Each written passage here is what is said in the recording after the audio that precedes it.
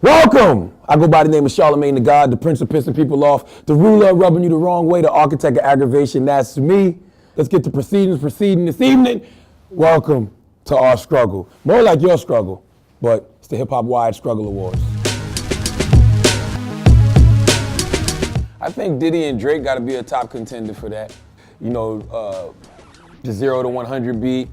I think Boy Wonder or somebody did it, but it was for a Diddy project, and Diddy wanted Drake to write to it. But Drake, for whatever reason, decided to, write it himself and put it out. And, he was giving Diddy the old Heisman stiff arm, keeping him at bay, not returning his calls, whatever. So I understand Diddy being upset because it's a respect factor there. I mean, you should just have to respect the call to man and say, yo, Diddy, I'm keeping this beat for myself. I don't want to give it to you. I got another record for you, something that'll fit you more. That's all it was, a simple phone call. It could have happened and, the whole situation could have been resolved, but for whatever reason, Drake didn't show him that proper respect, so Diddy decided to slap him. I don't have no problem when waffle-colored Negroes get slapped. You know what I'm saying? Whenever it's a dark-skinned guy smacking a beige guy, I don't have an issue with it. I can totally see why it could happen. I work with one every day, DJ Envy. Every day I want to slap him, but I don't.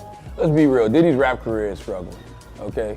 I mean, Diddy is one of the kings of hip-hop. He's one of the richest guys ever in the history of hip-hop. He does great things with Ciroc and all that other good stuff, but when it comes to those bars on that mic, pure struggle. But I gotta salute Drake, though, because Drake probably saved us from a whack-ass record.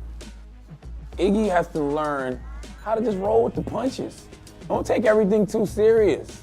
When Snoop jumps out there and says you look like, one of the white chicks, or you look like the albino girl or guy with cornrows, all you have to do is come back with something funny about Snoop. You did it a little bit when you was like, yo, this is how your auntie looked when she's recovering from crack or whatever it was. Whatever you want to say about Snoop, just come back with a couple jokes. Either that or ignore it, because that's the era we live in. If it ain't Snoop making fun of you on social media, it's gonna be somebody else making fun of you on social media. It's gonna be somebody else creating a meme and posting it about you, Iggy, if it's not Snoop.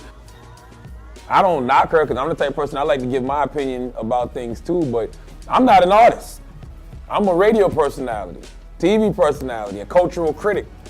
I'm really just a nigga in the street. Like I'm like a dude in the barbershop. That's what I do. We sit around in the hood and we discuss pop culture.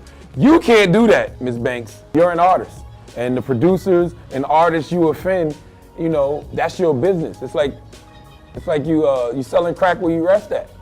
You can put her name versus anybody. You can just leave it blank. Like you see that poster they got on line where the guy's holding the sign up and he goes, "Justice for," I'm leaving it blank because I'm gonna need this again next year. That's Azalea Banks versus. You can just put that, leave it blank, because you never know who she's gonna beef with next. Sean, you met her on Twitter, dog. She was a Twitter honey. You got in that pussy via her DMs. Okay, nothing wrong with that, but you jumped out the window a little bit when you wiped her up and put a ring on her and you proposed to her and all of that. Nah, bruh. You should have just been smashing, dog. That's it.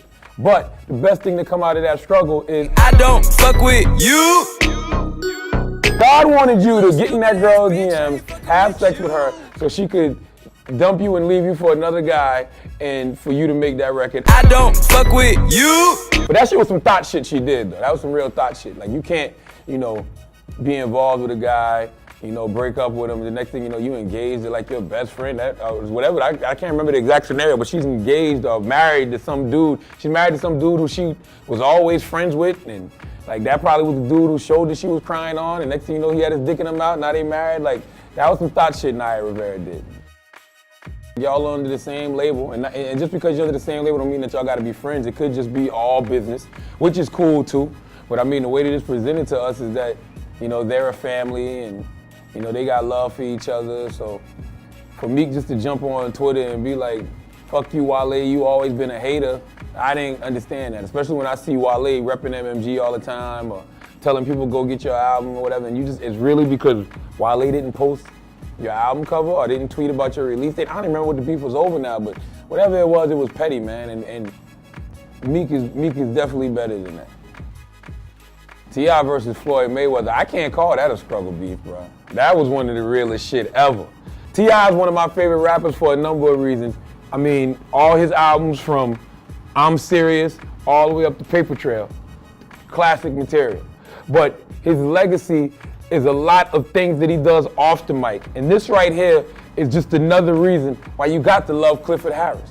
Clifford Harris ran up on the undisputed, pound for pound, best boxer in the world. Undefeated. And took a swing at him. For more of the latest, greatest hip-hop news, be sure to see us on YouTube at youtube.com/hiphopwire. Again, youtube.com/hiphopwire. Thank you.